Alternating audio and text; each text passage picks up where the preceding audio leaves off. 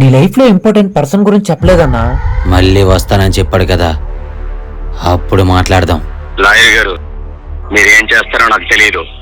శివన్న మీద ఉన్న ప్రతి కేసుని బయటికి తీయండి. నేను చూసుకుంటా.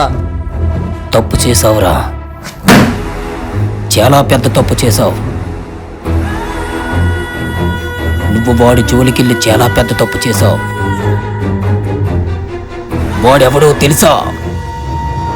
శివన్న కొడుకురా.